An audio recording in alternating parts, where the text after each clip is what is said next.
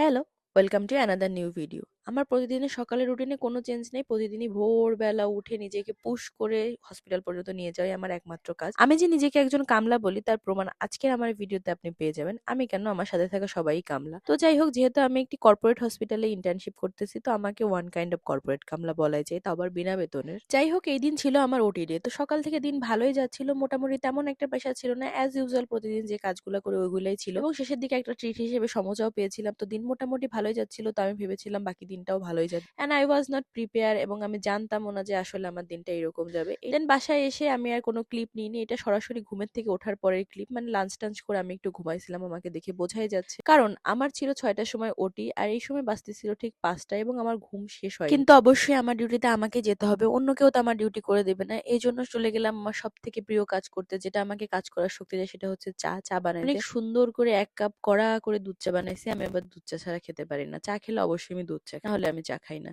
যাই হোক, শখের কোনো শেষ নেই জীবনে। দেন রেডি হয়ে গেলাম। মুখে হাসি থাকলেও বিশ্বাস করেন মনে অনেক দুঃখ, বুকে পাথর রেখে রেডি হয়েছি, কারণ এই শীতের দিনে 6টার সময় বাইরে বেরোইতে কারোরই ইচ্ছা করে না। এবং অ্যাজ ইউজুয়াল আমার বাসা অনেক দূরে হওয়ার কারণে আমি লেট হয়ে গিয়েছিলাম, তো এর মধ্যেখানে আবার কোনো ক্লিপ নেই। দেন এসে আমি এই যে ওটি টোটি ড্রেস পরে রেডি হয়েছি, এবং আমি এখানে কি জানতে পারছি জানেন, যে আমি যার জন্য এইভাবে দৌড়ায় আসছি যে ওটি হওয়ার জন্য, এসে দেখি স্যারই আসে নাই। মানে আমাকে এখানে আসার পর মোটামুটি 1 ঘন্টা মতো বসে থাকতে হয়েছে। তাহলে আমি এই 1 ঘন্টা আরো বাসায় বেশি ঘুমিয়ে তারপরে আসতে পারতাম। এই জন্য এই মোমেন্ট আমার অনেক দুঃখ লাগতেছিল। কিন্তু মেডিকেল আসার পর আমার একটা উন্নতি হচ্ছে, সেটা হচ্ছে এখন দুঃখ লাগলে আমি আর কাঁদি না, আমি হচ্ছে হাসি। এন্ড দেন এটা সরাসরি 3.5 ঘন্টা পরের ক্লিপ। আমার প্রথম ওটিটাই 3.5 ঘন্টার ছিল, এবং 3.5 ঘন্টা ওটিতে দাঁড়ায় গাউন পরে আমার হাত পায়ের অবস্থা কিছুটা এরকম আসে। এবং ডোন্ট ওয়ারি, আমি রেস্ট রুমে বসেছিলাম, অবশ্যই পেশেন্টের সামনে গিয়ে ফোন নিয়ে যাইনি। স্টেরিলাইজেশনের ব্যাপারটা আমিও জানি। এরপরে আরো দুটো ওটি ছিল, সেই দুটাতে আসলে একটাতে আমি দাঁড়িয়েছি, আরেকটাতে আমার সাথে যে ডিউটিতে ছিল সে দাঁড়িয়েছিল। আর কি বলবো, এই সময় বাজতেছিল ঠিক রাত 11:30, মানে অলমোস্ট 11:30, এন্ড এই সময় আমার ডিউটি শেষ। একটা মানুষ সকাল 8টা থেকে ডিউটি শুরু করে তার 11:30টায় ডিউটি শেষ হয়। মানে বুঝতেছেন, এই জন্য এই ভিডিওতে বলেছিলাম যে আমি যে কত বড় কামলা, এটা আপনি দেখতে পারবেন। এবং আমার দুঃখ এখানেই শেষ না, সব থেকে বড় দুঃখ, আমার বাসা অনেক দূরে, এবং এই 11:30টার সময় বাসায় যাওয়া কিছুতেই পসিবল না। হসপিটাল থেকে আসলে আমি কোথায় গেছিলাম বেরোয়, সেটা ইন্ডিয়ান সিরিয়ালের মতো সাসপেন্স দেখে নেক্সট ভিডিওতে দেখাবো যে আমি কোথায় ছিলাম।